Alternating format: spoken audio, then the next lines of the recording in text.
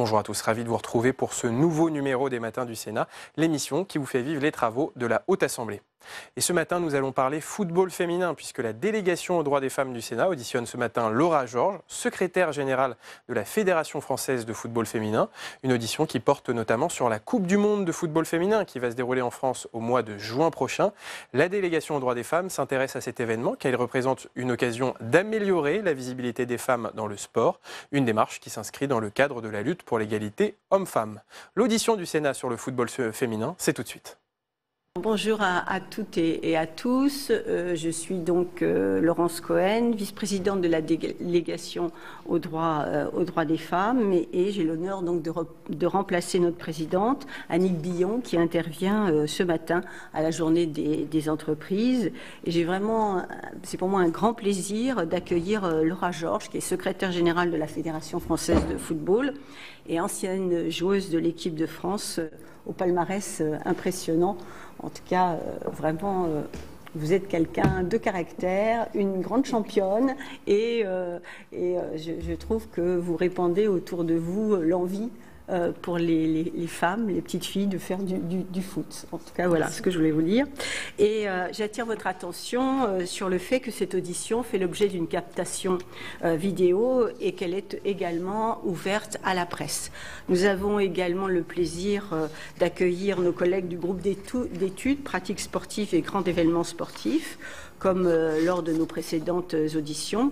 Je leur souhaite donc la bienvenue et je remercie chaleureusement nos collègues qui nous font l'amitié d'être présents à nos côtés ce matin. Le président Savin s'est excusé de ne pouvoir être présent aujourd'hui, mais je salue notre collègue Jean-Raymond Hugonnet qui est parmi nous. C'est vrai qu'habituellement, il y a plus de sénatrices et de sénateurs de la délégation aux droits des femmes, mais ce matin, il y a énormément d'événements qui font que malheureusement, nous sommes un peu moins nombreuses et nombreux. Alors, je précise à l'attention de Laura Georges que la délégation aux droits des femmes a décidé à l'unanimité de s'intéresser au football féminin dans la perspective de la Coupe du monde de football qui se tiendra en France du 7 juin au 7 juillet 2019. Et nous souhaitons mettre à l'honneur l'équipe française à l'occasion de cette compétition qui représente une opportunité de valoriser les joueuses qui portent nos couleurs. Alors je l'ai dit, nous ne sommes pas très nombreuses, puisque je salue Victoire Jasmin qui est de la délégation et donc qui est sénatrice, mais j'ai aussi le plaisir d'accueillir parmi nous des auditeurs de la 4e promotion de l'Institut du Sénat, à qui je souhaite, je crois au nom de toutes et de tous, la bienvenue évidemment à la délégation. Alors, notre objectif est aussi d'encourager donc le développement de la pratique du football féminin dans nos territoires. Pour mener ce travail, nous avons désigné 4 co-rapporteurs représentant différentes sensibilités politiques de notre Assemblée, parce que vous ne savez pas, donc je vais vous préciser qu'au niveau de la délégation aux droits des femmes, sont représentées toutes les sensibilités politiques de notre haute Assemblée. Et nous travaillons pour la promotion des droits des femmes en parfaite harmonie. Alors, donc, Annick Billon, présidente de la délégation, qui est Union centriste de la Vendée, Céline Boulay-Espéronnier, LR Paris, donc Victoire Jasmin, que j'ai salué, qui est socialiste Guadeloupe, et Christine Pruneau, qui est du groupe communiste républicain citoyen écologiste Côte d'Armor, qui n'a pas pu se joindre à nous ce matin. Nous avons lancé nos travaux le 13 décembre dernier avec l'audition de Roxana Maracineanu, ministre des Sports. Nous avons entendu la semaine dernière Frédéric Jossinet, que vous connaissez bien. D'autres auditions auront lieu au mois d'avril, notamment l'audition de Brigitte Henriquet, vice-présidente de la FFF et vice-présidente du comité d'organisation du mondial. Nous nous efforçons de compléter ces auditions par des déplacements dans les territoires. Pour nous, c'est extrêmement important, ce qui nous a notamment permis d'échanger avec des dirigeants et des joueuses du Paris Football Club au centre d'entraînement et de formation d'Orly. Alors évidemment, je suis un peu chauvine, Orly c'est dans le Val-de-Marne, donc c'est avec plaisir que je cite, mais aussi avec des clubs vendéens. Enfin, la table ronde que nous organiserons au mois de mai sera plus particulièrement dédiée à la Coupe du monde elle-même, sous le prisme de la visibilité et de la médiatisation de cette compétition féminine internationale. Le football féminin a beaucoup progressé en termes de visibilité et de présence dans les médias depuis quelques années, sans malheureusement pour autant égaler le foot masculin dans le cœur du grand public. Mais j'ai entendu quand même un certain nombre de supporters qui disent qu'ils s'intéressent de plus en plus au foot féminin pour la prestation des joueuses et aussi pour l'ambiance notamment, qui est beaucoup plus apaisée et beaucoup plus respectueuse des règles du sport. Madame Georges, vous avez connu une carrière exceptionnelle de joueuse internationale, membre de l'équipe de France, tout en évoluant dans les meilleurs clubs féminins, aussi bien en France qu'en Europe, mais aussi aux États-Unis. Vous êtes désormais secrétaire générale de la FFF depuis le mois de mars 2017. L'une de vos missions consiste notamment à développer l'attrait de la fonction d'arbitre auprès des jeunes filles. Je pense que c'est important parce que moi, personnellement, j'étais impressionnée par le parcours de Madame Nelly Viennot. Et ça serait bien qu'il y ait plusieurs arbitres femmes comme elle, voilà. Donc, nous connaissons votre engagement en faveur de la promotion du foot féminin et plus généralement du sport féminin. Depuis votre nomination à la FFF en 2017, vous êtes une véritable ambassadrice du football féminin auprès des jeunes, mais aussi des médias. Nous sommes donc particulièrement heureuses et heureux de vous recevoir, car vous symbolisez un modèle de réussite pour les jeunes filles qui pratiquent ou qui voudraient pratiquer le football. Vous incarnez par ailleurs une évolution positive en matière de féminisation de la gouvernance du football français, parce que tous les lieux de pouvoir sont assez difficiles à atteindre, surtout quand on est une femme. Nous aimerions donc que vous nous parliez de votre parcours de joueuse de football au plus haut niveau et de votre reconversion. Comment avez-vous concilié les exigences du haut niveau sans avoir pour autant un statut professionnel ? Le football féminin dépendant en France de la Ligue amateur. Notre délégation devra d'ailleurs s'intéresser à ce paradoxe dans son rapport. De façon plus générale, comment progresser pour aider les joueuses à concilier les exigences du sport de haut niveau avec un statut et une rémunération qui ne suivent pas toujours ? En outre, quelles sont vos ambitions en tant que secrétaire générale de la FFF en ce qui concerne le développement et la promotion du foot féminin et plus généralement de la mixité dans le football? Pourriez-vous nous parler en détail de votre mission sur la féminisation de l'arbitrage? Enfin, comment vous investissez-vous dans la préparation de la Coupe du Monde à venir? Et en tant qu'ancienne joueuse, comment appréhendez-vous cette compétition qui aura lieu dans notre pays un an après la victoire de l'équipe masculine? Donc, Madame Georges, nous vous remercions chaleureusement pour votre présence et je vais bien sûr vous céder la parole. J'ai ouvert un certain nombre de pistes, mais bien évidemment, vous exposez votre activité, vos ambitions comme vous l'entendez. Et ensuite, à l'issue donc de votre présentation, je laisserai la parole à mes collègues pour qu'à leur tour, ils puissent vous poser des questions. Mais vraiment, je vous remercie très chaleureusement. Bien, tout d'abord, bonjour à toutes et à tous. Rebonjour. Je tiens à vous remercier. Désolée du retard. Les bouchons font que. Désolée. Je suis particulièrement ravie d'être présente ici, parler énormément du Sénat, mais la première fois que je viens dans vos murs. Donc c'est un réel plaisir d'être parmi vous. Et je suis contente que vous puissiez mener des travaux pour le football féminin. Effectivement, nous organisons cette année la Coupe du Monde féminine. Donc c'est un peu, entre guillemets, un peu à la mode d'être invité à droite, à gauche pour parler du sport féminin.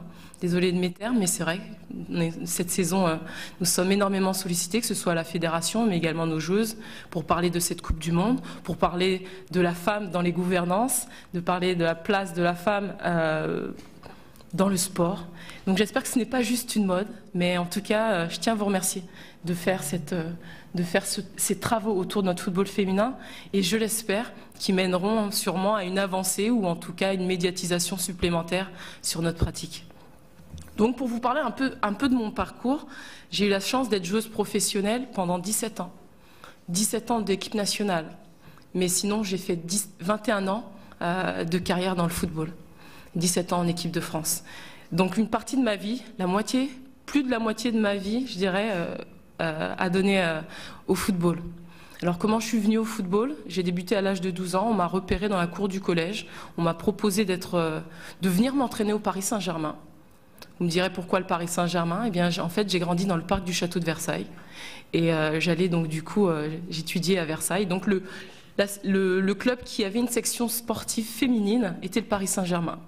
Et donc c'était dans les années 96, en 1996. Donc j'ai débuté ma carrière au Paris Saint-Germain, non pas parce que c'était un club reconnu, mais simplement parce qu'ils avaient une section féminine.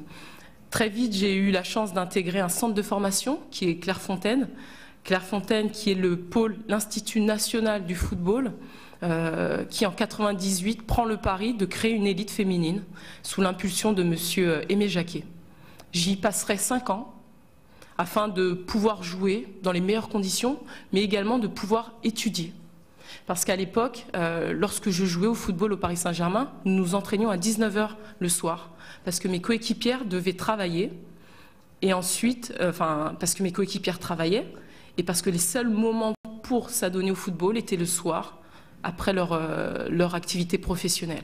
Alors j'ai décidé d'aller en centre de formation afin d'étudier et d'avoir des horaires corrects pour pouvoir m'entraîner, donc c'est-à-dire l'après-midi.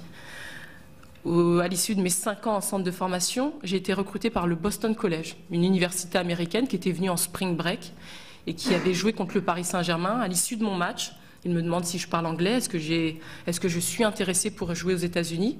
Je leur dis bien sûr que je suis intéressée, j'ai toujours été intéressée par l'anglais. Et en fait, le football pour moi allait être juste un passeport pour étudier, un passeport pour me payer mes études. Et je passe le TOEFL, je fais traduire l'ensemble de mes cours de management parce qu'à l'âge de 18-19 ans, j'ai intégré le pôle de management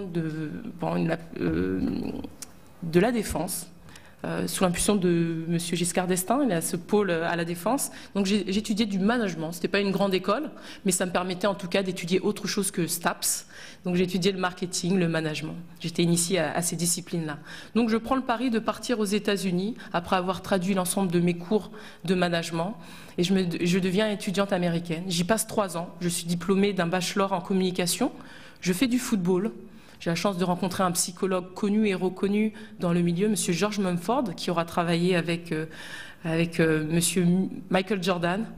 Et en fait, durant ces années aux États-Unis, je ne joue pas avec une meilleure équipe. Le niveau universitaire américain, au niveau footballistique, n'est pas meilleur qu'en France. Mais j'y suis partie parce que je souhaitais une meilleure éducation. En tout cas, vivre quelque chose d'unique.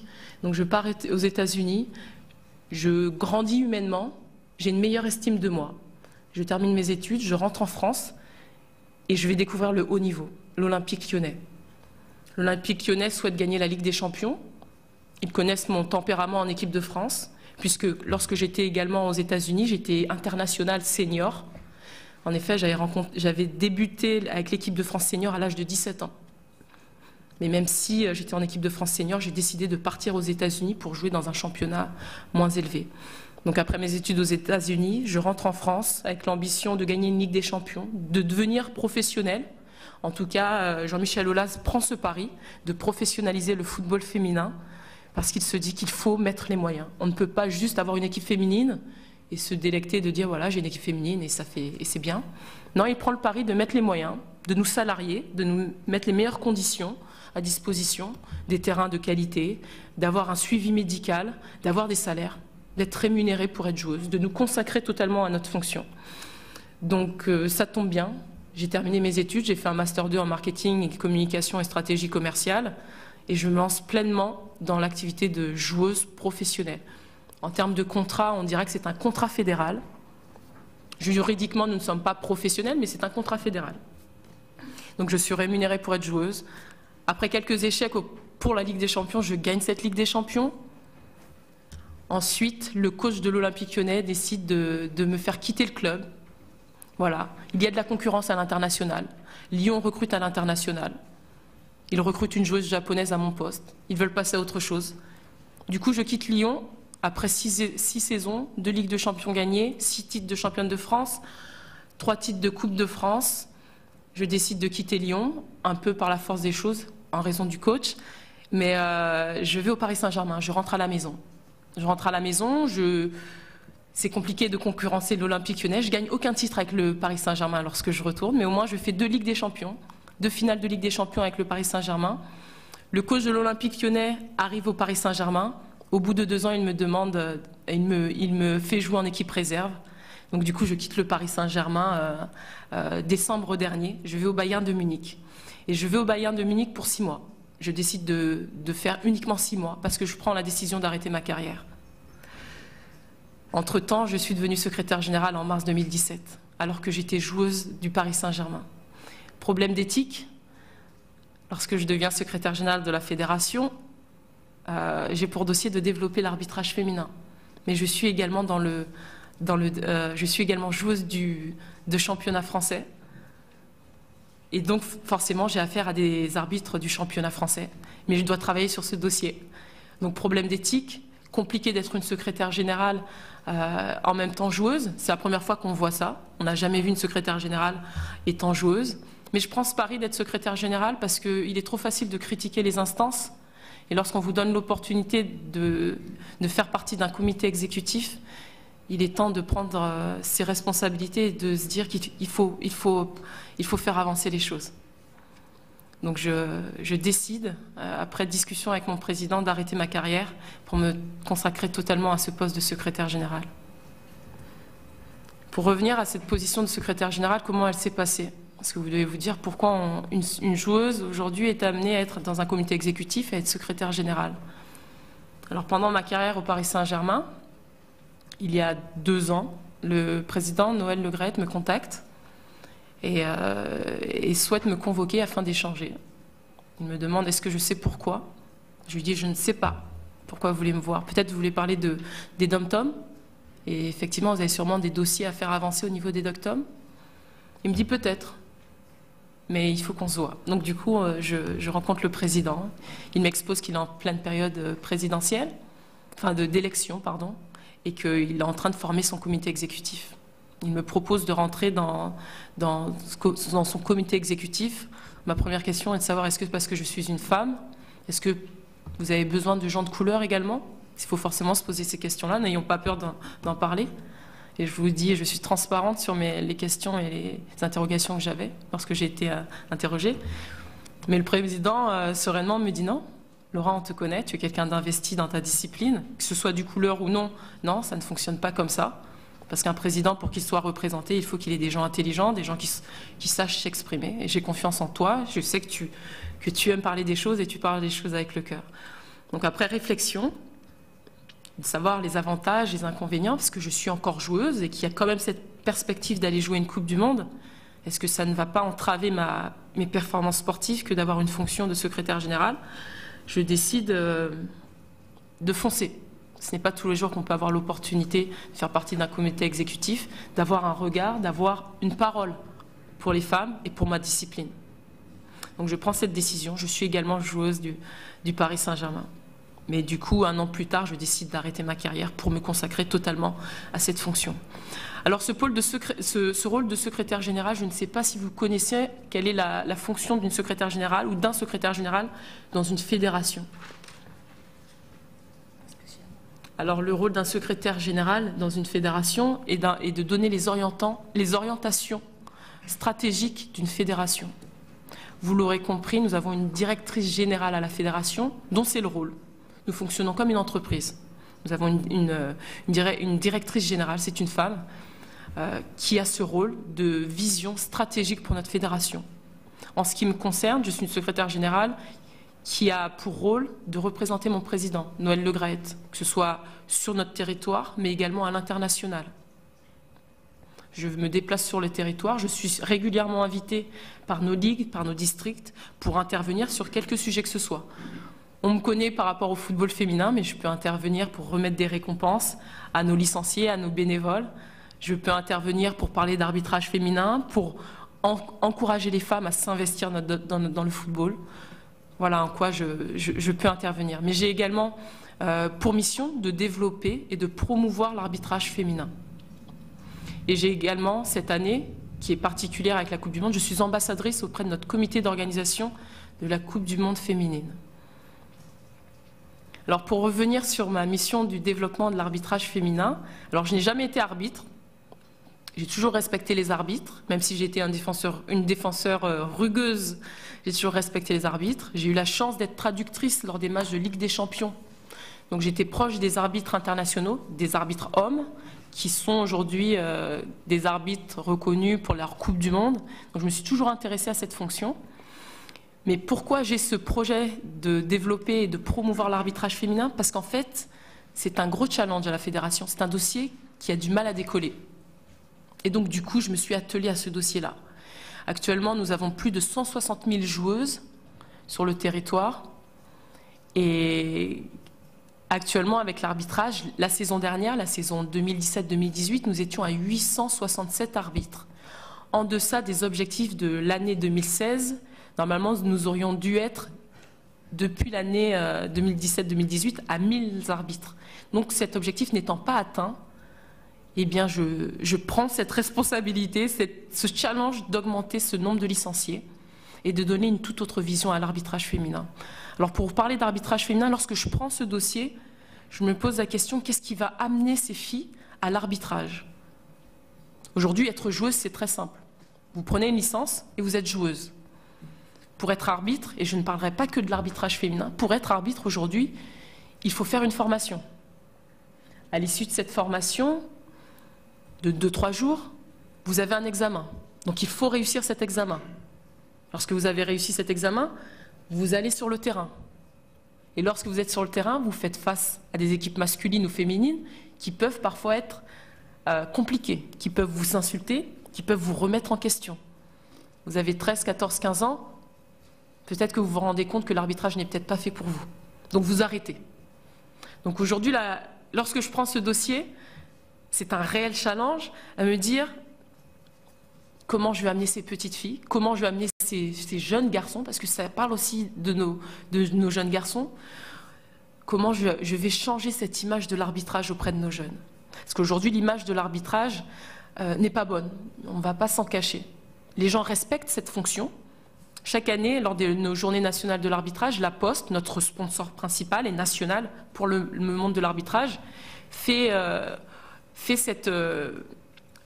présente son sondage. Et les questions qui sont posées sont quelle est l'image que vous avez de l'arbitre? Alors on ressort, oui, c'est quelqu'un de respectueux, quelqu'un qui est un leader.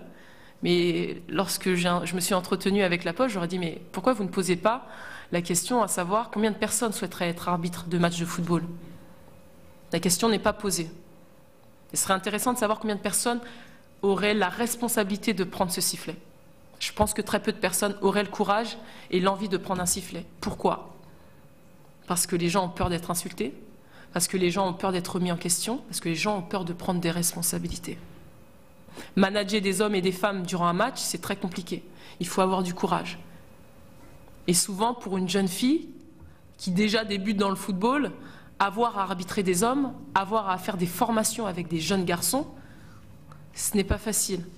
Donc aujourd'hui, j'ai comme ambition, à travers le plan de développement que j'ai présenté à notre COMEX, que nous allons présenter à notre séminaire le 8 et le 9 avril à nos cadres techniques régionaux, de changer cette image de l'arbitrage, de mettre l'arbitrage au cœur de nos écoles.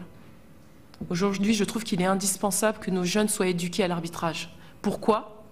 Parce qu'aujourd'hui, avoir un sifflet, c'est prendre des responsabilités, c'est faire face à des décisions, c'est faire face à des situations de crise.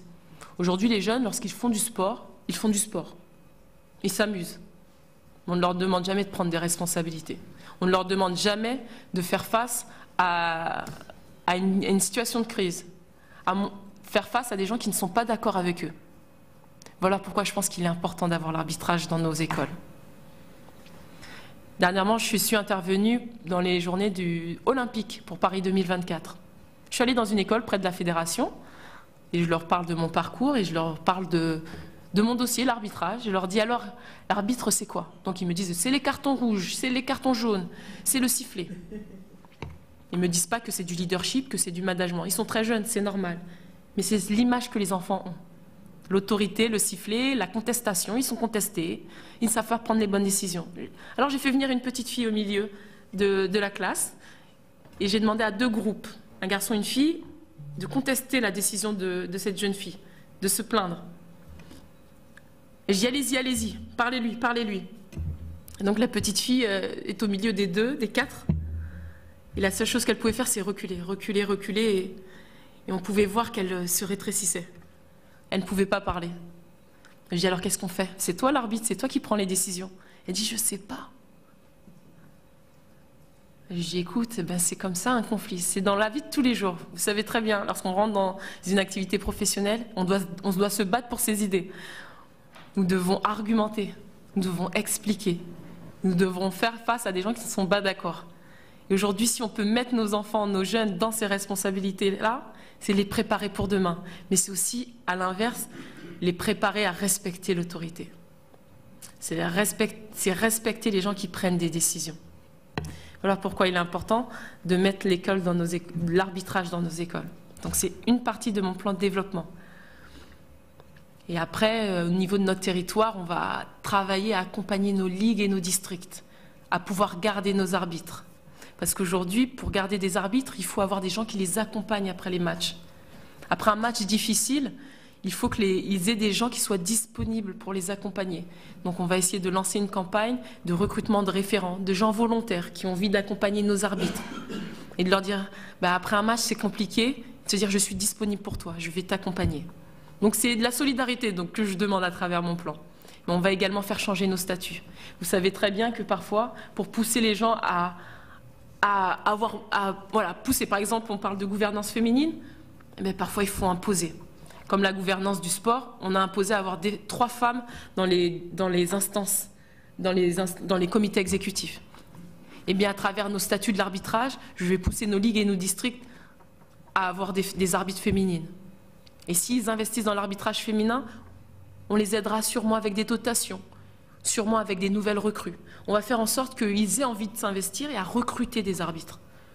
Là, c'est pour la partie amateur. On a aussi d'autres plans.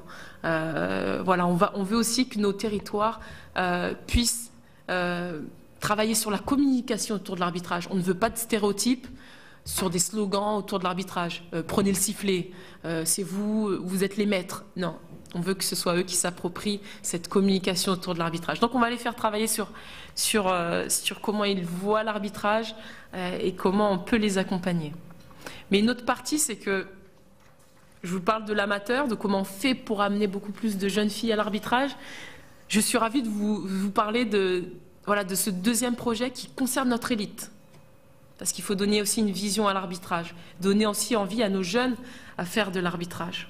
Parce qu'aujourd'hui, les gens, pour avoir des perspectives de carrière, ils veulent, pour avoir des envies de s'investir dans une activité, les gens, si on peut leur donner une perspective de carrière, les gens s'y investissent beaucoup plus. Donc aujourd'hui, je suis ravie de pouvoir vous l'annoncer. Dès septembre 2019, nous allons semi-professionnaliser nos arbitres. Nous serons la première nation européenne et mondiale à proposer des contrats pour nos arbitres féminines. Alors en termes de salaire, je ne vais pas vous indiquer les montants, mais il s'agira d'une indemnité fixe, plus des primes de match à nos arbitres. Cette semi-professionnalisation, c'est donner une perspective de carrière à nos arbitres. Bien sûr, nous pourrions proposer des salaires beaucoup plus importants. Mais il faut savoir que nous sommes dans un championnat amateur féminin.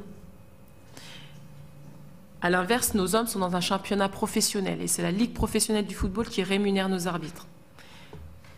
En ce qui concerne nos arbitres féminines, c'est une volonté politique de la fédération de rémunérer en partie nos arbitres, afin qu'elles puissent avoir beaucoup plus de camps d'entraînement. Elles passeront de 2 camps d'entraînement à 6 camps d'entraînement. Elles seront accompagnées d'un suivi médical. C'est-à-dire que là, dès avril, elles vont avoir un stage, une journée où elles feront tous les tests physiques pour préparer leur saison suivante. Nous allons avoir un préparateur physique supplémentaire, un manager de nos équipes féminines supplémentaires. Voilà, on pourrait faire beaucoup mieux, mais c'est déjà pas mal. On va aussi les doter de kits oreillettes. Alors, il faut savoir que les kits oreillettes sont un système qui leur permet, durant un match, de communiquer entre elles. C'est-à-dire que dans notre championnat, actuellement, nos arbitres n'arrivent pas à communiquer entre elles. Elles se regardent pour se donner les décisions, mais avoir un kit oreillette leur permet de communiquer durant tout le match. Ce qui évitera sûrement des incompréhensions. Si une arbitre est mieux placée, elle pourra indiquer la situation. Donc faisons en sorte de les doter matériellement, de les accompagner médicalement et de les aider financièrement en tout cas pour qu'elles puissent s'adonner à cette discipline. Parce qu'actuellement, pour parler de notre championnat féminin amateur, les clubs tels que le Paris Saint-Germain ou l'Olympique Lyonnais ou encore le Montpellier Hérault ont l'ensemble de leur effectif professionnel, entre guillemets. C'est-à-dire que ces filles-là s'adonnent au football et sont rémunérées pour le football. Elles vont jouer des Coupes du Monde, ces joueuses. Nos arbitres sont des mamans. Certaines travaillent, toutes travaillent et s'adonnent à l'arbitrage à côté. Donc aujourd'hui, c'est leur permettre d'avoir de meilleures conditions, d'avoir aussi, de se sentir plus respectées dans ce championnat, parce qu'elles auront un statut. Voilà la situation par rapport à l'arbitrage féminin et les ambitions. Autres questions? Non, merci beaucoup, vraiment c'était très, très complet. Je vais passer la parole à Victoire Jasmin, qui est donc co-rapporteur et qui va peut-être avoir un certain nombre de questions à vous poser, puis ensuite la discussion sera ouverte à l'ensemble de mes collègues. Et je veux saluer la venue de notre collègue, Monsieur Kern. Voilà. Bonjour à tous. Bonjour Madame Laura Georges et merci d'avoir répondu à notre invitation. Bonjour à mes collègues. Bonjour et merci de notre présence. Bonjour aux invités qui sont présents. Alors je suis vraiment très ravie. Alors j'ai découvert votre parcours. Je suis vraiment très fière en tant que femme de constater qu'il y a des femmes qui se sont données autant. Je suis également très contente de savoir que le président Noël Le Graët a souhaité vous avoir au sein de son staff, je dirais, de son équipe de dirigeants. Et là maintenant, avec tout ce que vous venez de nous dire, je comprends pourquoi. Lui, vous connaissez, il savait de quoi vous étiez capable. Et là, la démonstration que vous venez de nous faire, en parlant de votre parcours, mais aussi les objectifs que vous avez au sein de cette instance dirigeante, eh bien, ça ne peut que valoriser davantage à la fois le football féminin, les femmes, mais aussi les hommes, parce que là, M. Le Graët, eh bien, il a su, évidemment, faire preuve de compétence, parce qu'il est à un poste où on doit, évidemment, faire les bons choix, et je profite de l'occasion pour le remercier. Alors, mes autres collègues ne sont pas là, mais c'est pas par manque d'intérêt, c'est parce que, évidemment, nous avons à la fois beaucoup de réunions dans des commissions différentes, et le fonctionnement du Sénat, c'est de pouvoir également permettre aux sénateurs et aux sénatrices de pouvoir travailler de façon concomitante. Donc, je suis là et c'est vraiment un plaisir. Alors, j'aurais plusieurs questions à vous poser. Déjà, la façon de concilier l'ensemble de vos missions, et vous féliciter pour votre parcours également. Mais la première chose, je vais vous demander si vous connaissez un livre, parce que nous avons eu l'occasion d'auditionner, alors elle s'appelle Madame, alors c'était Audrey Kayser, Football féminin, la femme et l'avenir du foot. Est-ce que vous connaissez ce livre avec une préface de Lilian Thuram? Parce que nous avons auditionné cette dame, et quand je vous vois aussi épanouie, je me dis que vraiment les femmes sont aussi l'avenir. Alors elle a fait ce livre avec Maggie Nestori, voilà, Outanon, voilà. Alors, donc, si vous connaissez le livre, c'est très très bien. Parce que nous avons essayé de travailler avec les personnes à des niveaux différents. Voilà.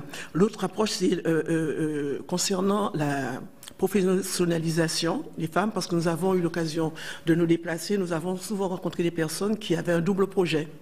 Par exemple, nous sommes allés au Paris FC, Madame la présidente de circonstances, Laurence, parler des différentes auditions et des déplacements que nous avons effectués.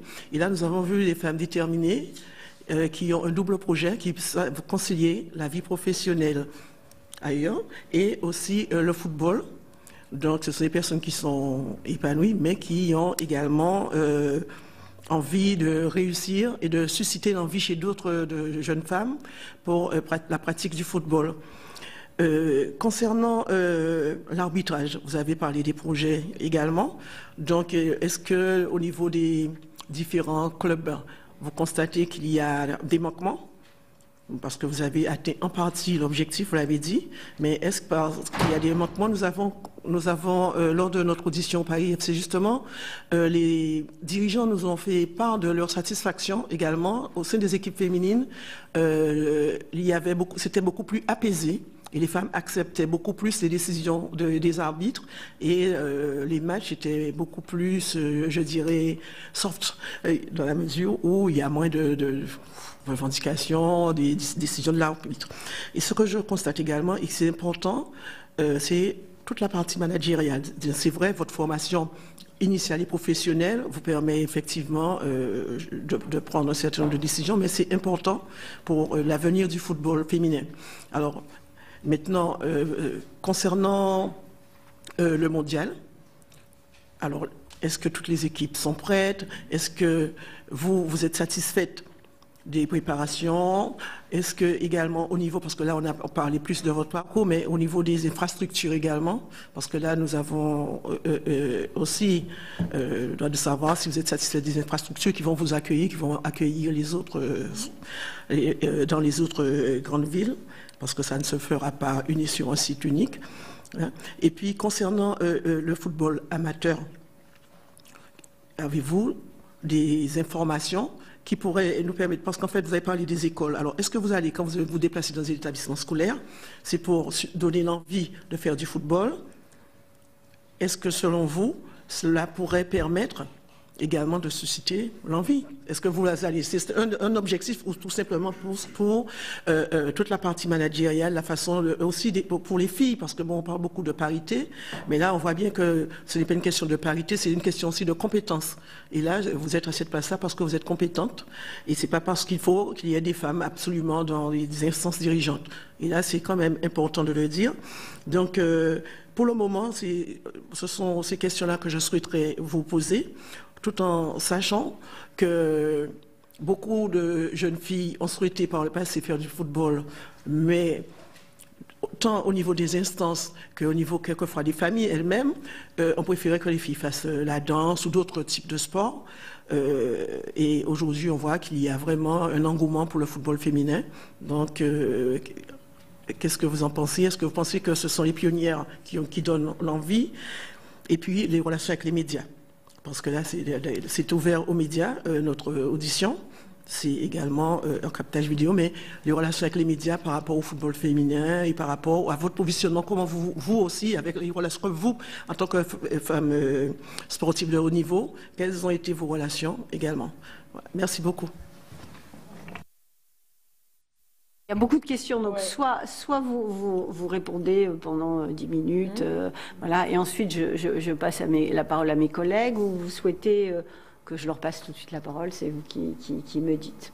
Est-ce que vous voulez que je réponde tout de suite, ou on fait une par une question? C'est vous, hein, si vous, comme vous voulez. Bien, je peux répondre aux questions déjà, et après on prendra le temps ensuite. Voilà, juste deux petites remarques. C'est que quand même je souligne que malheureusement, alors que c'est ouvert à la presse, il n'y a pas de journalistes. Je ne pense pas que c'est étranger au sujet. Donc ça pose question par rapport à ce qui vient d'être dit. Et la deuxième question, enfin c'est pas une question, c'est plutôt une remarque. Je suis très attentive au fait que vous l'avez dit et vraiment souligné, c'est-à-dire qu'il y a vous faites un travail de repérage et puis d'essayer de susciter en quelque sorte des vocations, etc. C'est très important. Et vous avez dit également que vous alliez changer les statuts pour permettre justement faire évoluer les choses. Et je suis toujours très attentive quand il s'agit de promouvoir des femmes, à quelque endroit que ce soit. Il y a besoin, effectivement, il y a eu besoin en politique de mettre la parité, sinon... on aurait pu attendre longtemps, il n'y a qu'à voir au niveau du Parlement, enfin de l'Assemblée nationale et du Sénat. Mais bizarrement, quand il s'agit des femmes, on parle toujours de leurs compétences. On ne se pose pas la question quand il s'agit des hommes. C'est assez agaçant. Mais voilà. Alors, c'est vrai qu'il y a beaucoup de questions. Du coup, j'ai noté. Alors, pour revenir par rapport au double projet, c'est une des choses les plus compliquées lorsqu'on fait du très haut niveau et qu'on est dans un sport qui est amateur. Parce que notre championnat football féminin et du championnat français est amateur, mais les filles s'entraînent comme des professionnels. Par exemple, les filles de l'Olympique Lyonnais, du Paris Saint-Germain, sont en Ligue des Champions. Donc elles ont ces matchs en semaine, le mercredi, et le match le week-end. Sinon, pour l'ensemble des autres clubs, des 10 autres clubs, elles ont un match le week-end. Alors comment fait-on lorsqu'on est dans les plus gros clubs français pour à la fois jouer, faire du haut niveau, s'entraîner à 10 h du matin et avoir une scolarité et faire du haut niveau? C'est très compliqué. Il faut savoir, j'ai pas les chiffres. Je ne sais pas si Frédéric Josinet vous en a parlé, mais actuellement, il y a des filles qui arrêtent leurs études parce qu'elles ne se voient pas aller à l'école, être frustrées de devoir être absentes régulièrement et de faire du football. C'est-à-dire d'être à 10 h à l'entraînement et ensuite de courir pour aller à l'université ou pour aller à leur lieu de formation. Donc c'est très compliqué pour certaines. Certaines joueuses qui jouent dans les plus gros clubs font des formations que le club leur propose. Formation managériale, par exemple, qui a été proposée à l'Olympique Lyonnais. Donc des professeurs venaient certains jours de la semaine pour leur dispenser des cours de management qui sont étalés durant l'année, qui leur permettent d'acquérir des compétences en milieu managérial. Au Paris Saint-Germain, je sais qu'il y avait des cours d'anglais proposés aux filles. Après, libre à elles d'étudier à côté ou d'être accompagnées. Mais aujourd'hui, si je devais donner une recommandation, ce serait forcément que dans chaque club féminin, on puisse avoir des gens dédiés pour accompagner les filles sur leurs projets professionnels. De pouvoir leur proposer des formations. C'est-à-dire d'avoir des formations, et j'ai pu le constater qu'en Allemagne, on peut faire du haut niveau et faire des études de haut niveau. Faire du e-learning. Aujourd'hui, je ne sais pas combien de joueuses de haut niveau font du e-learning. Je ne sais pas combien de joueuses françaises font du e-learning.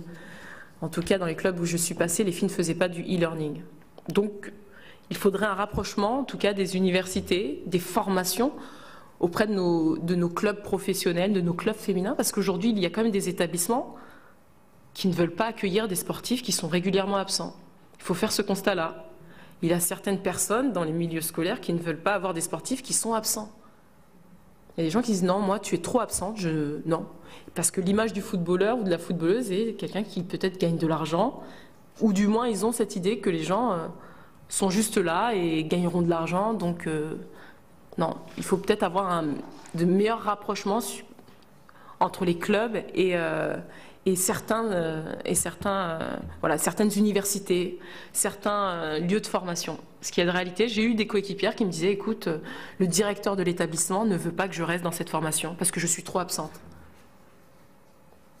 Aux États-Unis, j'ai eu la chance de voir un système américain, on ne dira pas qu'il est parfait, mais j'ai des gens qui nous ont encouragés, qui étaient fiers d'avoir des athlètes de haut niveau, qui avaient envie d'étudier. Alors est-ce qu'il faut changer nos mentalités ? Je pense qu'en tout cas, au ministère, il y a cette volonté que nos athlètes puissent étudier au plus haut niveau, mais sur les terrains, je ne sais pas. Je ne sais pas, il faut sûrement encore convaincre, il faut faire du cas par cas, parce que certaines personnes sont découragées pour étudier parce qu'on leur dit que non, c'est trop compliqué. On leur dit ça va être trop compliqué d'être joueuse et de faire cette formation. Aujourd'hui, on devrait se dire, ok, tu as cette envie, eh bien nous allons faire l'effort d'adapter nos programmes pour toi. On est plus à décourager certains athlètes et à leur dire, écoute, cette formation, elle ne te convient pas, tu es trop absent. Si je veux être vétérinaire, accompagnez-moi. Peut-être que ça prendra 5-6 ans plus, mais ne me dites pas que ce n'est pas fait pour moi parce que je veux faire du haut niveau.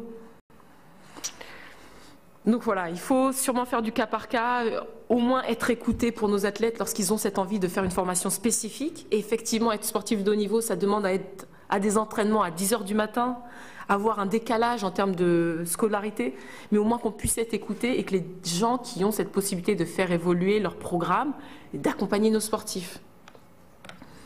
Voilà pour le double projet. En tout cas, j'encourage l'ensemble de mes coéquipières et des joueuses à étudier à côté de leur formation, même si c'est compliqué, de faire du e-learning ou de faire des formations à distance, même si on sait que les formations à distance, eh bien, on a souvent tendance à décrocher. C'est la réalité.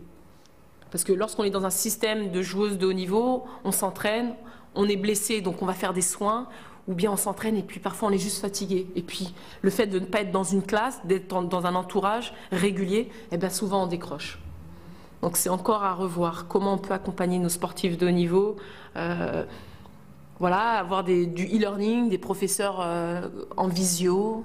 certaines écoles de management le proposent, mais lorsqu'on fait une université classique, non, on n'a pas ce rapport proche de nos professeurs. Mais voilà, je sais que c'est la réalité de certaines joueuses de se dire qu'elles sont obligées d'arrêter leurs études, ou du moins elles se pensent qu'il faut arrêter, ou bien de faire un choix d'arrêter le football pour s'adonner à leur activité professionnelle. Donc effectivement, il faut encore creuser comment on peut avoir plus d'établissements à accompagner, quelle que soit la formation, à se dire j'ai une sportive de haut niveau qui frappe à ma porte, ok, je vais adapter. Et qu'est-ce qu'on fait? On fait du cas par cas. Donc au moins d'avoir cette écoute, d'avoir cette vraie recherche d'adaptation, quel que soit le niveau d'études, quel que soit le parcours que la joueuse souhaite avoir. Concernant l'arbitrage, pour juste revenir sur l'arbitrage et nos objectifs, je vous disais que nous étions à 867 l'an dernier, nous avons atteint la barre des 1000 cette saison. Et nous allons encore progresser, nous avons ce séminaire pour décliner notre programme auprès des gens de l'UNSS. Nous allons inviter les directeurs de l'UNSS, les gens de l'UCEP, l'UXEL également, le corps militaire également, parce qu'il faut faire parler de cet arbitrage et avoir cette relation de proximité avec les gens qui font le milieu scolaire sportif. Et le milieu scolaire, tout simplement, en invitant l'UNSS. Voilà, on veut mêler l'éducation nationale à la fédération. En tout cas, sur ma partie, on le fait régulièrement avec la fédération. Mais là, ça sera la première fois pour l'arbitrage. Concernant le mondial, la préparation de nos filles. Alors la question est de savoir, est-ce que les filles vont gagner la Coupe du Monde? Je ne suis pas l'entraîneur de l'équipe de France, on lui met assez de pression comme ça. Les filles ont les meilleures conditions. Depuis l'arrivée du président Noël Le Graët, et j'ai eu la chance d'être joueuse internationale juste encore la saison dernière, nous avons des conditions exceptionnelles pour nous préparer pour cette Coupe du Monde. Soit les meilleurs hôtels, notre staff est élargi, des kinés, des médecins, des préparateurs physiques à l'écoute, des coachs adjoints, des coachs, des assistants vidéo pour nous montrer les matchs, pour nous faire des retours de matchs. Voilà, les filles ont les meilleures conditions pour préparer cette Coupe du Monde. Cette Coupe du Monde se déroulera sur 9 villes de notre territoire: Valenciennes, Reims, Le Havre, Paris, Grenoble, Lyon, Nice, Montpellier et à Rennes.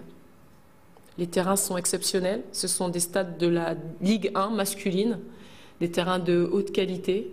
Ces villes ont été choisies sur la volonté des villes, parce que souvent les gens me disent mais pourquoi Marseille n'a pas candidaté, pourquoi Bordeaux n'est pas retenu?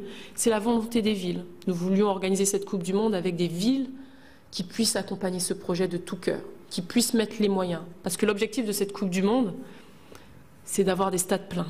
Et pour avoir des stades pleins, il faut avoir la politique d'une ville derrière nous.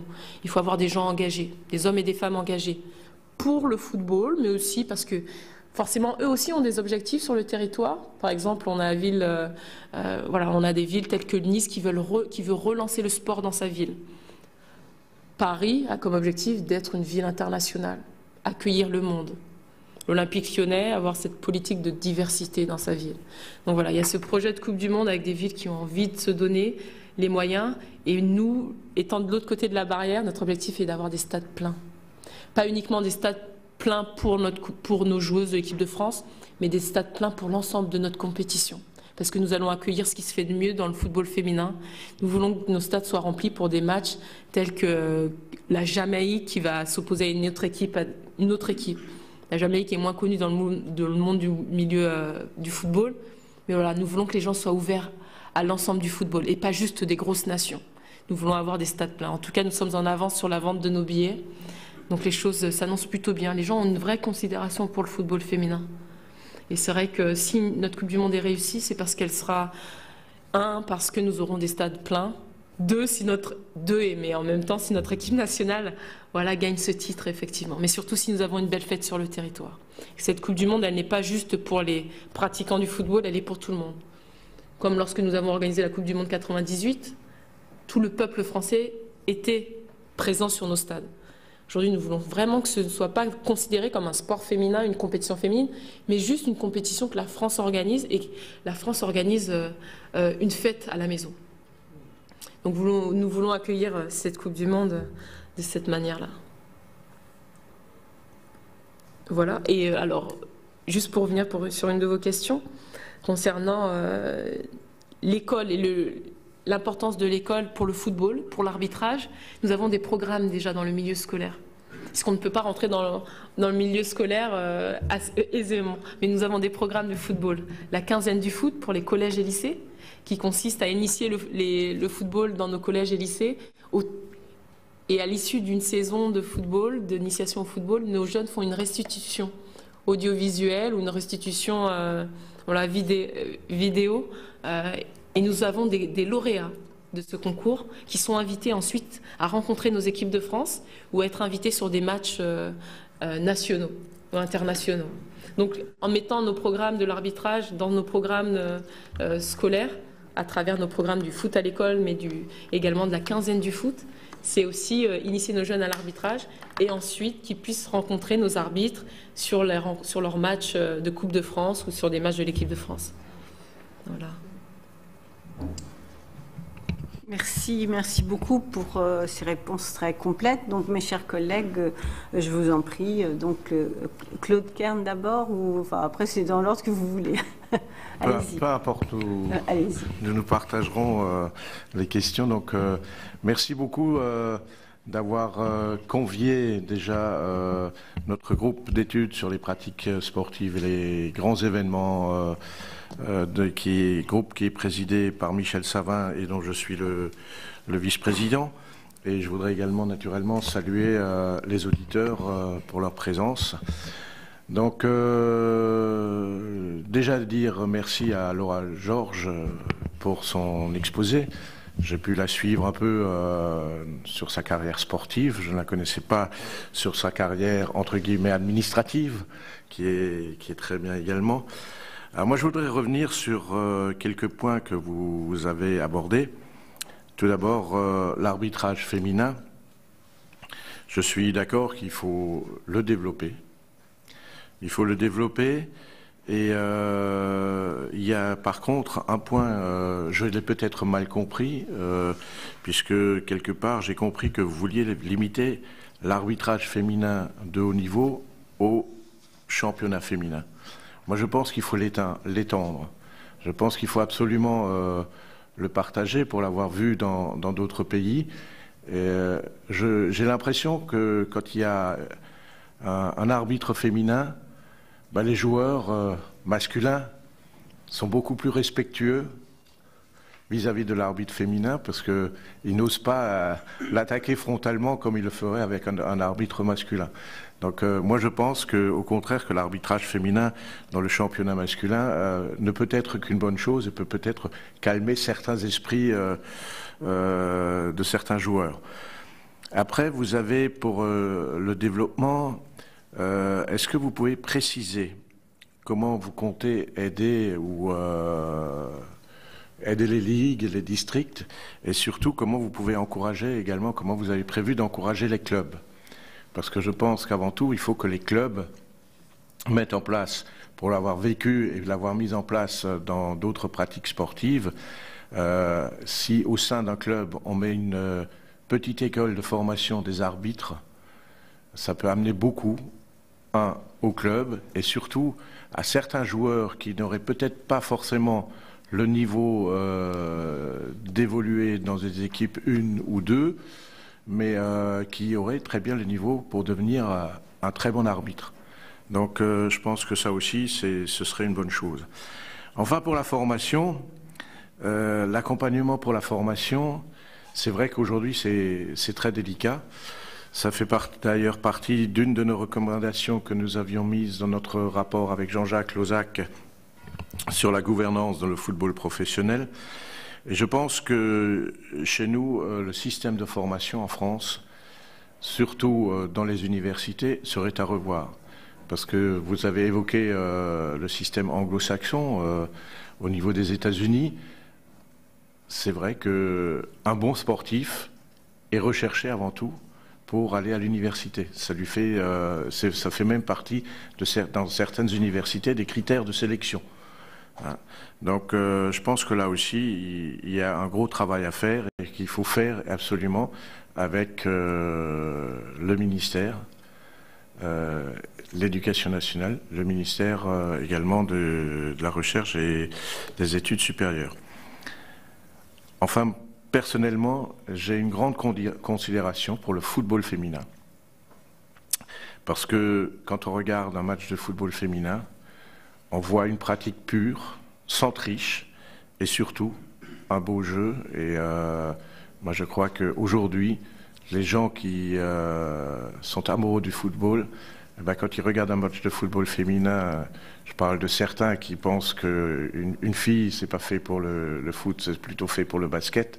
Je pense qu'ils pourraient revoir, et qu'ils vont revoir, surtout avec le championnat avec la Coupe du Monde, qu'ils vont revoir leur position. Merci. Donc peut-être si vous avez des questions, Jean-Raymond Hugonnet. Merci Madame la Présidente, ça va être plus que des questions. Voilà. Alors c'est bien vous. Alors je me suis peut-être pas mal exprimée, mais en fait je n'ai pas abordé justement en quoi consisteraient nos formations pour nos élites et ma perception du travail sur le terrain de nos arbitres. Première réunion que j'ai eue avec notre directeur de l'arbitrage à la fédération, c'est que je souhaite des stages mixtes. Pour progresser, il faut travailler avec les meilleurs. Et aujourd'hui, les meilleurs sont nos arbitres d'élite, Ligue 1, Ligue 2. Donc c'est bien puisque je n'ai pas abordé ce sujet-là. Mais je ne veux surtout pas restreindre nos filles à rester à se cantonner entre elles. Effectivement, j'ai mentionné le fait qu'il était compliqué pour les filles d'être dans des formations lorsqu'elles ont 12, 13, 14 ans et d'être peut-être la seule fille à être dans un stage d'arbitre. Aujourd'hui, avec l'augmentation de nos licenciés, nous avons de plus en plus de filles et nous sommes capables de faire des stages uniquement féminins. Les filles se sentent plus à l'aise. Mais après, effectivement, l'idéal, c'est d'aller arbitrer chez les hommes, de travailler avec les hommes, d'arbitrer avec les hommes. Indéniable. Donc du coup, dans ce plan de semi-professionnalisation, nos filles auront 6 stages. Et je souhaite qu'elles soient dans des stages mixtes, avec les hommes, avec les meilleurs. Mais également pour que les hommes se rendent compte que les femmes ont des qualités. Et indéniablement, ils le savent. Mais travailler ensemble, en fait, que notre famille de l'arbitrage français puisse travailler ensemble, que ce soit les hommes et les femmes, puissent être une famille de soutien. Et si j'ai un souci, ben, je vais voir avec mon collègue, parce qu'il connaît le haut niveau, puisque c'est une écoute. Et que ce soit vice-versa, que les hommes et les femmes puissent travailler ensemble. Actuellement, et je ne sais pas si vous êtes au courant, la Coupe du Monde féminine nous aurons la VAR, la vidéo assistance, nous aurons l'assistance vidéo. Et ce seront les hommes qui géreront la vidéo dans le camion. Et ce seront les femmes qui prendront les décisions sur le terrain.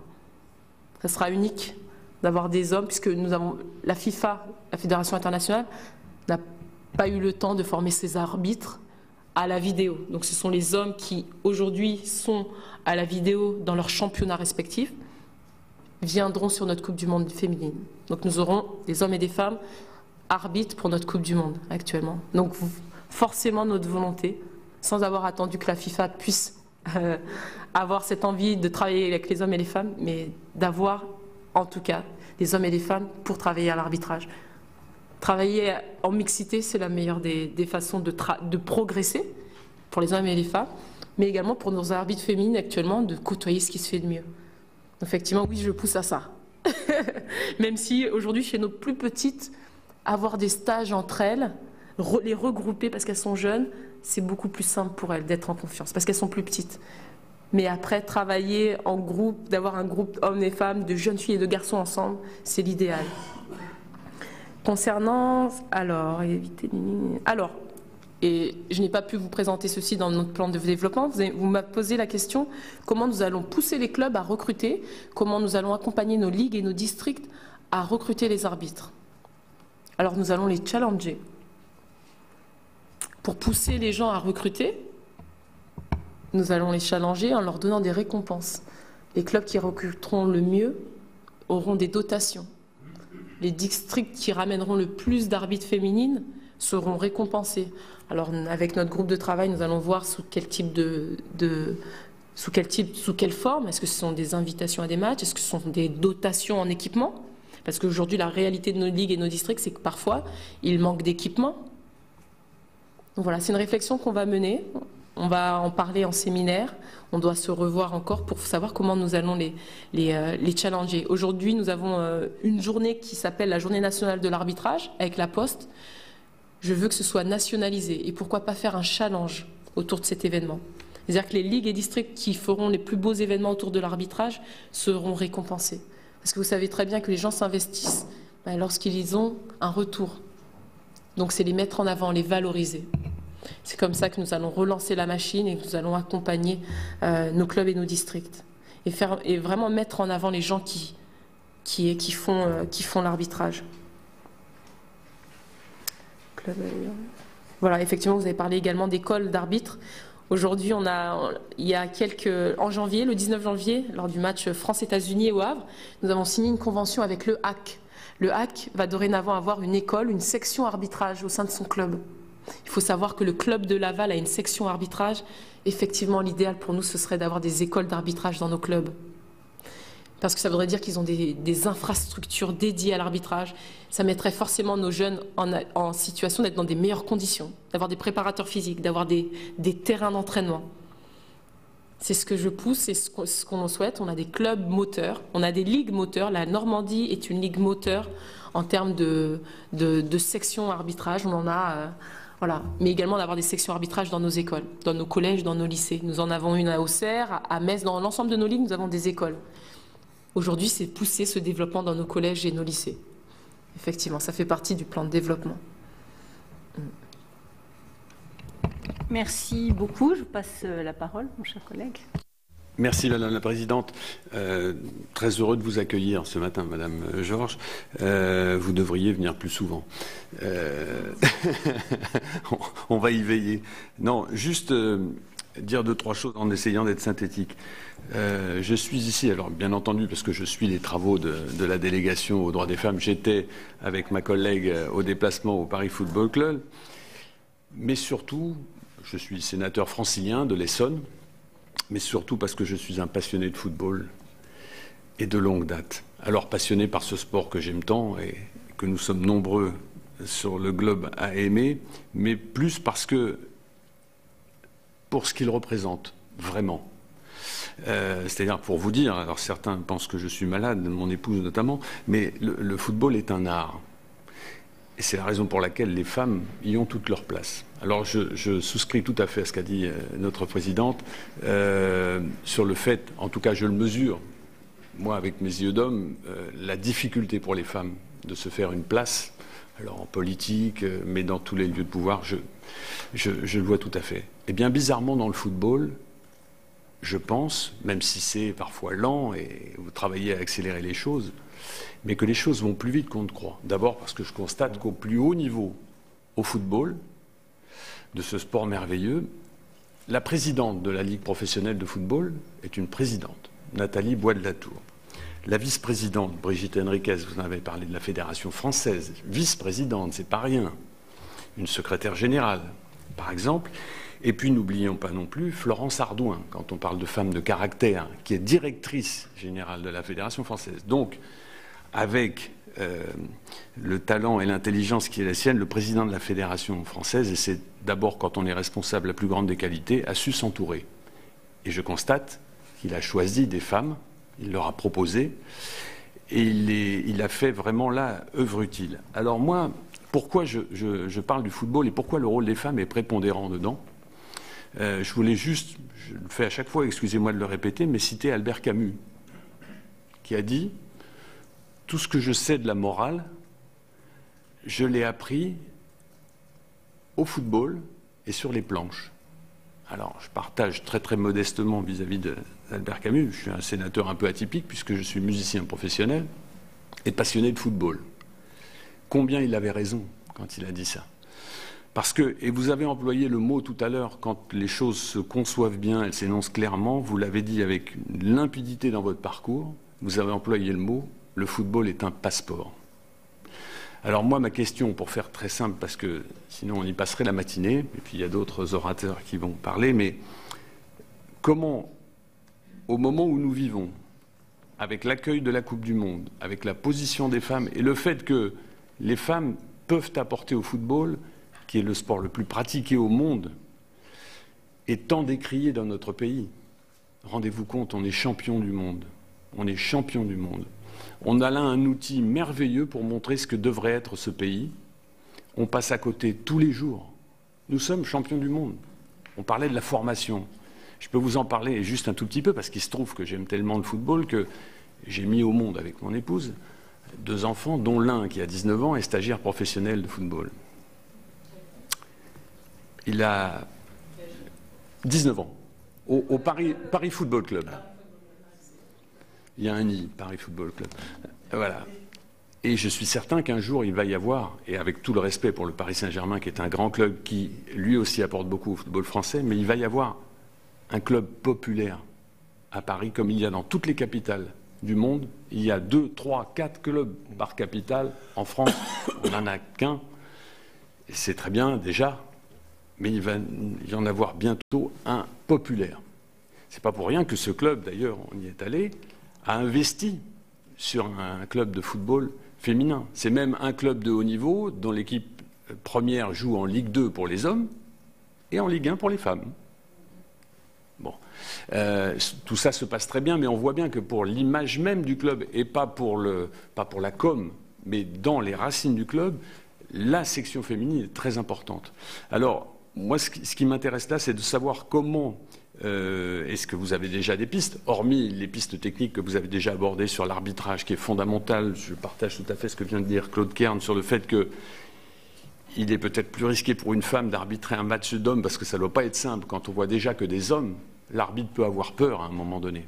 Quand il y a 50 000 personnes dans le stade, 2 groupes de joueurs, des enjeux financiers monstrueux, et que ça repose sur le dos d'un homme ou d'un staff, puisqu'il n'est pas tout seul, mais quand même...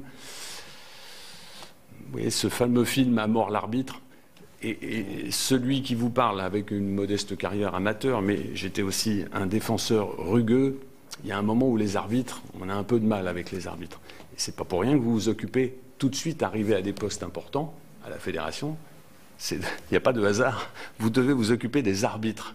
Et ça, c'est très bien, je le trouve. Donc, pour préciser les choses, comment ce rôle de passeport du football, quelles sont les pistes que vous pensez peut-être aborder dans les temps qui viennent à la position qui est la vôtre pour faire que justement ce sport apporte à notre pays sur l'aspect collectif, qui n'est pas notre fort, sur l'aspect du respect d'autrui, qui n'est pas notre fort non plus, et sur le fait de l'émulation, avoir envie à un moment donné d'égaler les meilleurs, de se rapprocher des meilleurs pour emmener le reste vers du meilleur, on va dire. Est-ce que vous avez quelques pistes? Excusez cette question si elle est très vaste, mais je l'ai dit tout à l'heure, j'aurais beaucoup de choses à dire sur ce sport.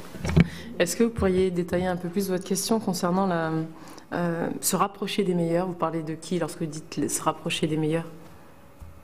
Alors normalement, dans la vie, en tout cas, c'est ce qu'on m'a enseigné, et je pense que j'ai une éducation très belle.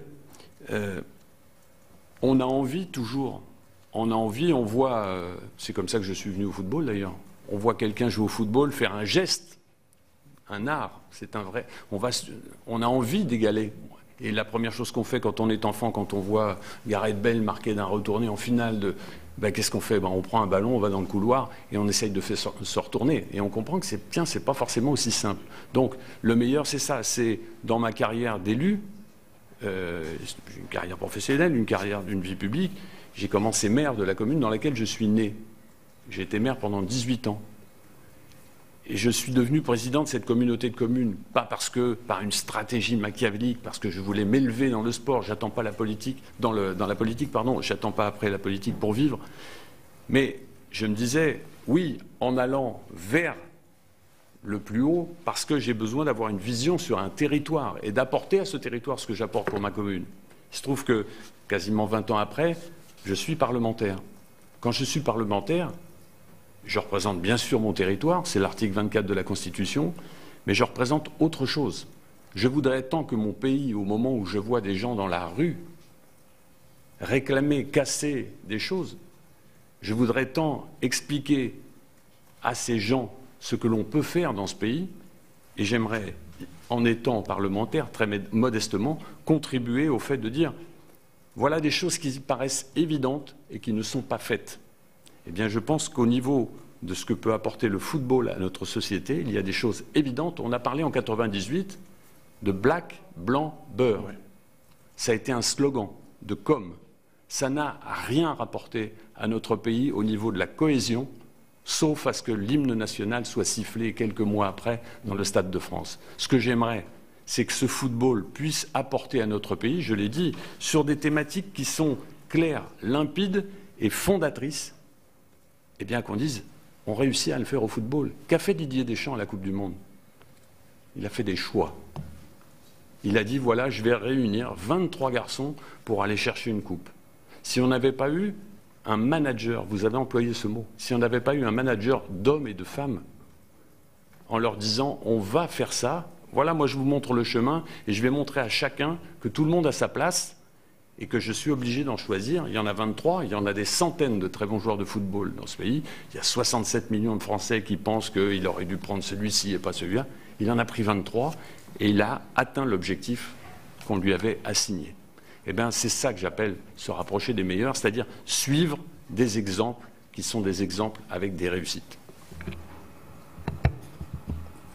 Alors, pour répondre à votre question, je vais vous dire que, vous savez, on ne force pas les gens à nous suivre ou quoi que ce soit. Mais je pense que déjà, en termes de gouvernance, avec modestie, nous essayons de montrer la voie, que des femmes peuvent s'imposer à des postes à responsabilité. Pour les fédérations, je pense qu'on peut déjà montrer l'exemple en termes de femmes présentes à des postes importants. Est-ce que c'est voulu pour montrer aux autres? J'espère qu'en tout cas on montre la voie, que ce soit au niveau politique et au-delà du milieu sportif, de montrer à ces générations que des femmes, même en étant sportives, peuvent s'imposer dans des milieux à responsabilité. Aujourd'hui, l'équipe de France est championne du monde et vous nous faites savoir que les gens, en fait, bon, voilà, certaines personnes le soufflet est déjà retombé. Oui, c'est retombé assez rapidement en France. Est-ce que nous avons une culture du sport en France? Vraiment? Avec tout ce qu'on peut voir aujourd'hui? La question est posée. Je ne pense pas que nous soyons leaders en termes de représentation, en termes de considération pour le sport français. Je ne pense pas. Pourtant, nous avons Paris 2024 et d'énormes ambitions. Parce que si aujourd'hui nous étions au cœur, le sport était au cœur de notre société, sachant que le sport apporte énormément à notre société, il n'y a que le sport, et en tout cas le football nous a démontré qu'il peut rassembler un peuple, qu'il peut calmer les confrontations. On a vu dans d'autres pays, la Côte d'Ivoire est championne lors de la Coupe d'Afrique. Didier Drogba s'adresse à son peuple et il cesse les conflits en interne. C'est du football. C'est un capitaine d'équipe qui a calmé ces conflits. Ce n'est pas un président ou qui que ce soit du gouvernement. C'est le sport qui a pu changer ces mentalités. Aujourd'hui, peut-on changer la mentalité française autour du sport? Peut-on faire savoir aux gens que le sport peut donner une ascension sociale, ou du moins vraiment la faire savoir? Ou voulons-nous garder l'idée que le sportif est une personne qui est issue des banlieues et qui devient riche du jour au lendemain, qui n'a pas de valeur, est simplement porté par l'argent, les gros sous? À nous de choisir, à nous de mettre en avant nos sportifs, de nous mettre en avant nos politiques sportives et de ce que le sport est capable de faire pour notre société. Aujourd'hui, on parle beaucoup de l'équipe de France masculine, championne du monde, mais la fédération fait énormément aussi pour les projets sociétaux. Nous allons, dans les écoles, parler du football, inspirer des jeunes à se dire qu'ils peuvent faire du football, non pas pour gagner de l'argent, mais parce qu'ils vont devenir de meilleurs citoyens, parce qu'ils vont savoir, ils vont apprendre à travailler ensemble, à travailler sur le même projet, gagner des matchs, à collaborer, à habiter ensemble. On a des projets autour de la citoyenneté, nous travaillons avec le Fonds d'Action. Fonds d'Action qui met des programmes, on parle d'homophobie dans nos clubs de football, nous parlons de nutrition, nous initions nos jeunes à la musique, nous ouvrons la société de tous les jours à nos jeunes du football, à nos jeunes filles, à nos jeunes garçons. Certains interviennent auprès de la Croix-Rouge. Effectivement, nous devrions parler beaucoup plus de cela. parce que ça éteindrait le feu sur tout ce qui est argent, transfert de joueurs. Mais actuellement, c'est ce qui intéresse les médias. Et les médias s'occupent à montrer les aspects qui les intéressent, et on en oublie, et c'est sûrement notre rôle de montrer ce que nous savons faire et ce que nous faisons pour nos jeunes de tous les jours. Et n'oublions surtout pas que le sport est un ascenseur social.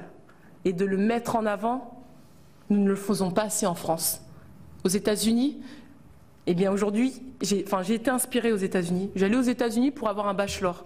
Je suis sortie des États-Unis en me disant il faut que j'aille à un MBA, il faut que je fasse un master. Pourquoi? Parce qu'aux États-Unis, j'ai vu des jeunes sportifs obtenir des bourses pour faire du sport, obtenir des bourses pour faire des études grâce au sport. Parce qu'ils étaient talentueux au sport, ils ont eu cette opportunité d'avoir accès aux meilleures écoles, d'avoir accès à une éducation. Durant leur parcours, ils se rendent compte que peut-être ils ne sont pas assez bons sportifs. Mais ils se disent « Ah, eh bien je vais aller plus loin dans les études.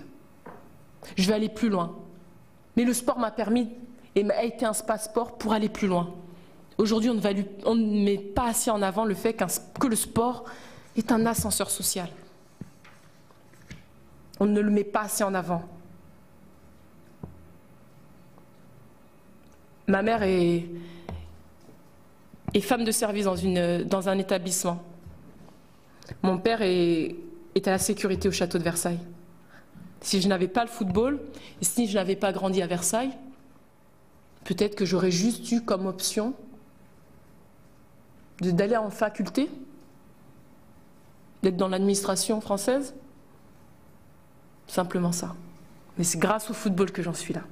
Alors effectivement, j'ai une éducation aussi. Mais le football m'a permis d'avoir d'autres ambitions. Aujourd'hui, je suis ambassadrice à l'UEFA.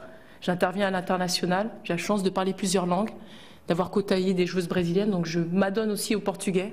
Je parle l'espagnol, l'anglais. Je suis également légende à la FIFA. J'interviens au niveau international auprès de la FIFA. Au niveau de l'UEFA, je vais à l'international rencontrer des associations. J'ai été dernièrement en Jordanie, dans des camps, entre guillemets, des camps qui rassemblent des réfugiés. Voilà, grâce au football, grâce au sport. Mais ça, on n'en parle pas. On va me parler d'un joueur qui achète une viande enrobée ou parée d'or. Mais ce n'est pas ça la réalité. Il y a des gens qui font du bien. Et ce joueur-là, je pense, investit dans des associations. Et le football a permis à certains de s'élever au niveau social. Mais ça, on ne le value pas. On diminue certaines recettes. Enfin, on diminue certains budgets. Mais c'est le sport qui nous rassemble. Et c'est le sport qui permet à notre société de souffler à des moments. Mais on ne le value pas assez. En tout cas, pas assez en France. La Fédération française peut faire beaucoup mieux et montrer vraiment ce qu'elle fait au quotidien. Et ne pas juste imaginer l'équipe de France. Parce que le jour où l'équipe de France ira mal, effectivement, vous nous direz le football ne fait rien pour notre société. Mais nous faisons pour notre société. Effectivement, c'est à nous de montrer ce que nous faisons pour nos citoyens, ce que nous faisons avec nos jeunes, comment nous les éduquons à être des meilleurs citoyens. Et j'espère qu'en tout cas, nous pourrons montrer l'exemple aux autres fédérations, mais aux gens de tous les jours. Mais après, vous savez très bien, à chacun de choisir ce qu'il veut prendre. Il y a des gens qui n'aimeront pas notre discipline, qui n'aiment pas le foot féminin, ou qui diront que le foot, de toute façon, c'est que du fric. On ne peut rien faire pour eux. Mais en tout cas, nous avons comme devoir de montrer ce qu'il y a de mieux pour notre fédération. Et effectivement, c'est un axe de travail, mettre en avant beaucoup mieux ce que nous faisons pour notre société. Bien, un grand merci à vous, parce que je pense qu'au travers de l'exposé, et là je parle en mon nom, mais au nom de mes collègues, vous avez effectivement abordé le foot féminin et bien au-delà, c'est-à-dire ce qu'est le sport, l'apport du sport dans l'épanouissement de chacune et de chacun, dans le fait aussi pour certains et certaines de prendre confiance en elles et en eux, et d'avoir envie de moments de partage. Parce que être dans une équipe, c'est partager. partager des moments qui sont des fois difficiles, des moments qui sont des fois très heureux. Et c'est vraiment faire partie de cette équipe. Et je pense que c'est important parce que vous montrez à la fois effectivement la responsabilité de la fédération, votre implication, votre engagement, et puis après quelque part il y a aussi, et d'où le fait qu'on ait choisi de faire ce rapport, il y a aussi le rôle des politiques.